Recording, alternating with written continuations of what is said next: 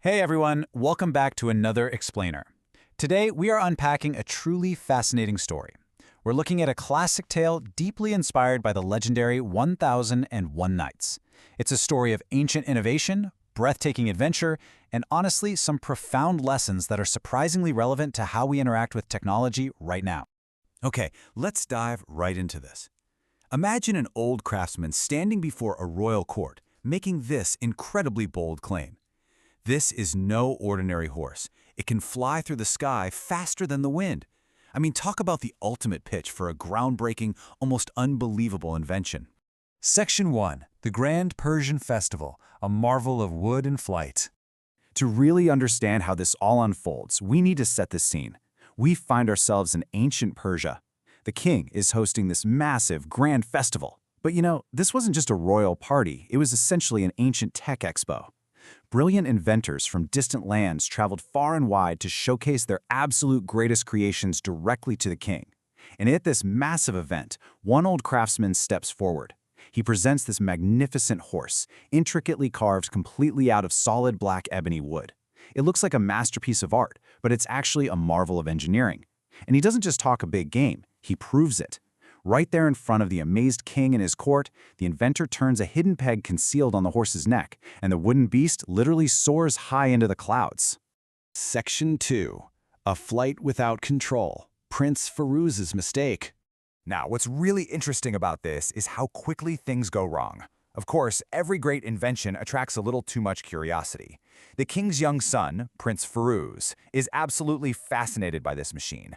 Ignoring the direct and urgent warnings from the inventor, the curious young prince impulsively climbs onto the horse and suddenly faces a terrifying contrast in its mechanics. On one hand, the prince turns the wrong peg, and item 1 triggers. It shoots the horse into the sky at incredible, overwhelming speeds. It is a total and sudden loss of control. But on the other hand, item 2 represents the safeguard, a second hidden peg that slowly and safely guides the horse back down. The critical issue here: the prince had absolutely no idea where that second peg was. He had to figure out this complex machine through agonizing hours of trial and error while hurtling through the sky. Following the prince's journey, you can really grasp the sheer scale of his mistake. Higher and higher the horse flew. The prince is in a desperate, totally uncontrolled flight across the known world. First, he's crossing massive, jagged mountain ranges, then vast, empty deserts where a fall would mean certain doom. Next, he's flying over endless deep seas. He is desperately searching the wooden neck of this horse, running his hands over every single inch for a way to stop it. Finally, just in the nick of time, he locates that second peg, bringing the horse down to land in a completely unfamiliar, distant kingdom. So this terrifying, near-death ordeal suddenly turns into a beautiful twist of fate. The prince lands safely right on the rooftop of a magnificent palace, and it's here that he meets a wonderfully wise and kind princess.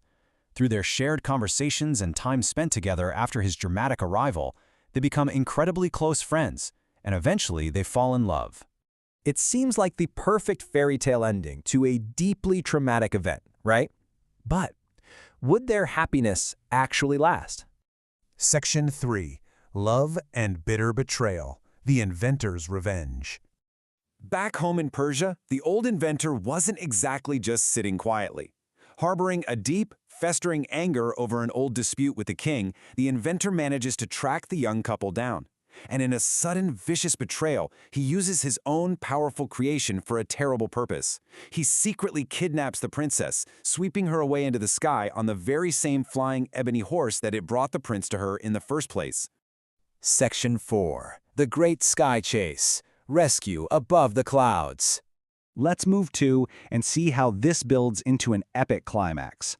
This isn't just a pursuit, it's a high-stakes rescue mission happening miles above the clouds, testing absolutely everything the prince has learned. It's a rapid, action-packed sequence. Step 1. Prince Firuz manages to reclaim and mount the Ebony Horse. Step 2. Operating it perfectly this time, he chases the villain across the skies in a breathtaking pursuit. Step 3. He successfully overpowers the inventor and rescues the princess from his clutches. And finally, Step 4, he guides that incredible machine to return them both safely home to Persia. The king welcomes them back with absolute joy and immense relief. The prince and princess are married in a grand, spectacular celebration that unites the kingdom. But notice what happens to the incredible, world-changing technology that started this whole shebang. The magical Ebony Horse is locked safely away deep inside the royal palace. They ensure that this immense power, capable of great wonder but also terrible harm, will never ever be misused again. Section 5. The timeless moral takeaway. Lessons from the Ebony Horse. So the crucial point is that this ancient story offers 4 distinct, incredibly powerful lessons. First, it requires immense courage to face the unknown, just like a prince hurtling through the sky on an untamed machine. Second, we absolutely must develop the wisdom to learn from our mistakes. You can bet the prince never turned the wrong peg again. Third, we need the patience to overcome great challenges, often through terrifying trial and error. And fourth, perhaps the most important takeaway of all, the absolute necessity of the responsible use of powerful inventions. Which leaves us with this vital, lasting thought to consider. How can we apply this wisdom in safeguarding our own powerful inventions today? From artificial intelligence to genetic engineering, we're basically building our own ebony horses right now. Will we have the wisdom to locate the safety pegs and the responsibility to lock them away when they pose a threat? Thank you so much for joining me for this explainer. I hope this look at an ancient text leaves you eager to reflect on the technology in your own world today. See you next time.